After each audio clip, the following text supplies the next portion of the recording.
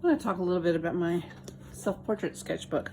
One of the things that I was challenged with is I don't like to do self-portraits either, so I decided to make myself a self-portrait book so that I could just work on those. So here's the first page, and sorry, this is getting kind of beat up. What I decided in here is that I'm going to do a number of different kind of approaches. This one is an oil pastel, and I'll talk a little bit about how I treat those. Here's kind of some mirror ones, working from a mirror. These are not my favorite, but pencil drawing. This is a black piece of, no, I painted this paper black, and then I used a white pen, a white marker. This is more what kind of stuff I like to do. So what I did on this one is just a wash of purple, and then these are oil pastels. So I did a quick pencil sketch to line them out, and then used oil pastels on here. Right. Here are two that I did. I sometimes color gets a little overwhelming, so I did a black and white painting, and then a dot thing. God, I'll never do that again. That is not my thing, but sometimes it's worth a try. So self-portraits don't have to be like super detailed. This one right here, I've got this newspaper cut in Chinatown, and then I did a quick line drawing, just gave it a few little bit of pieces, or a little bit of shapes here. This one right here is like a super zoomed in version.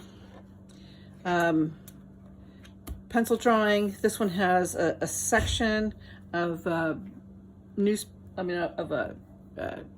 print, and then I used colored pencil around it. I really like this one. So for this one, painted this page black, did a quick pencil sketch of just the basic shapes, and then these are little strips of a dictionary page, just like one line at a time, and then I just glued them to come up with the highlights. I really enjoyed this because then it takes away from the idea that I'm looking at a face. It more becomes a problem to solve. This one, same thing. What I did with this one is take a picture, and then I put it in Photoshop and gave it like 3 tones, right? White, gray, and black, and then this is all torn paper, torn construction paper. All right, here's another oil pastel on a background print. This is kind of what we're going to be looking at today, which I'm going to work on later.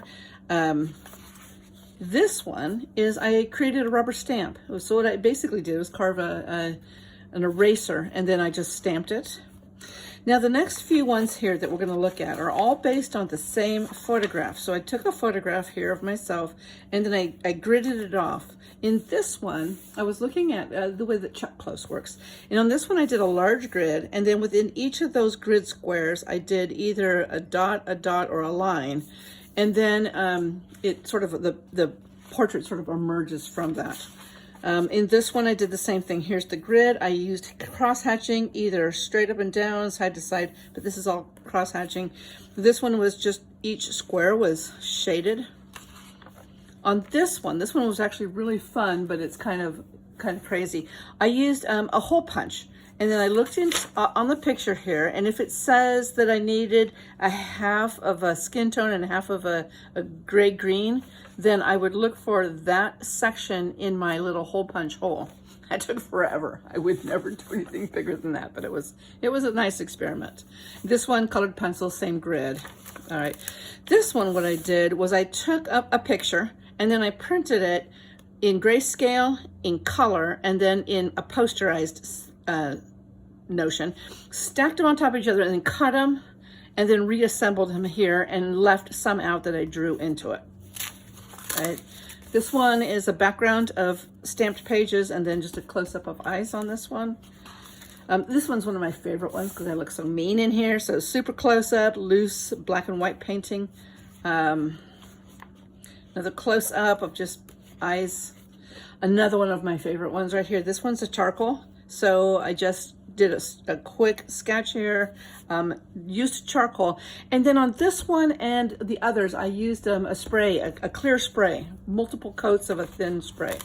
And that's where I'm at right here. So what I've got here is I've got the target sketched out, and I don't know if you can see this light pencil sketch, but I need to continue to work on this. And I think that's the last one.